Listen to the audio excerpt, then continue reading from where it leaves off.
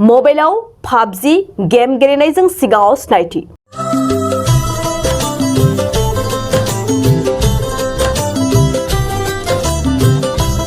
बेनि उनाव लोगो, जोबथायाव प्रेम।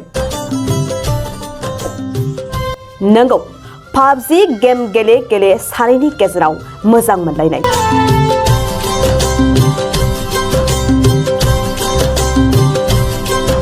बेनि उनाव हौवाखौ लोगो हमनो भारताव फैदोंमोन पाकिस्ताननि सासे आइजोआ।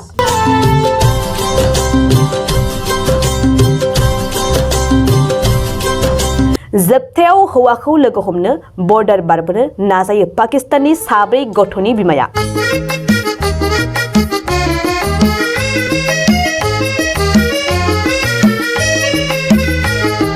नाथाय पाकिस्ताननि 4 गथ'नि बिमाया गावनि थांखिनिफ्राय जानांबाय आसखान्दा।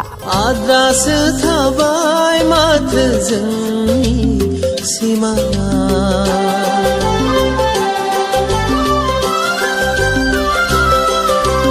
आद्रासो थाबाय माथो जोंनि मिजिंआ, माबा गैया बादि मोनखोमानो आंनि बे जिउआ। मानोना भारत पाकिस्ताननि बर्डारावनो पुलिसा पाकिस्ताननि आइजोखौ हमनानै दोनो। बे सोमोनांथाव जाथाया नुजाथिदों उत्तर प्रदेशनि नयडायाव। जाथाया सोराङाव फैनाय लोगो लोगो नयडा पुलिसा पाकिस्ताननि आइजो आरो भारतनि हौवाखौबो हमनाय जाबाय होननानै सुलुङा फोरमायदों।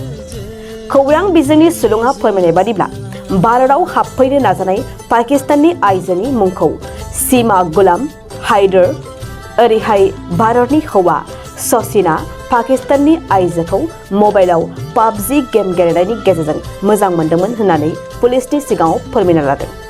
मोनसे गोजोनथाव खौरां।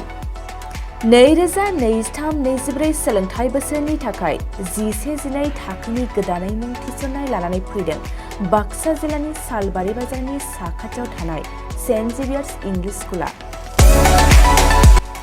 देग्लाय बोसोरनिफ्राय सेन्ट जेभियार्स इंलिश स्कुलाव आर्ट्स आरो साइन्स आयदानि थाखाय गोदानै फरायसाफोरनि मुं थिसननाया दायो सोलिगासिनो।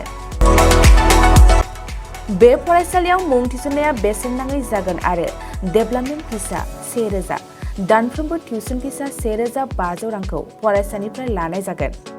बेजों लोगोसेनो जायफोर फरायसाया मेट्रिकआव 90 जौखोन्दोनि बांसिन मोननाय आरो बिपिएल कार्ड थानाय फरायसाया बेसेन नाङाजासेनो मुं थिसननो हागोन।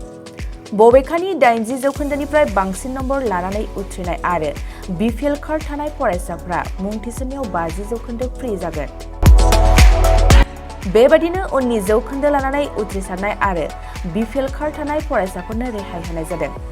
लोगोसे बे फरायसालियाव फरायसाफोरनि थाखाय हस्टेलनि खाबुबो दं।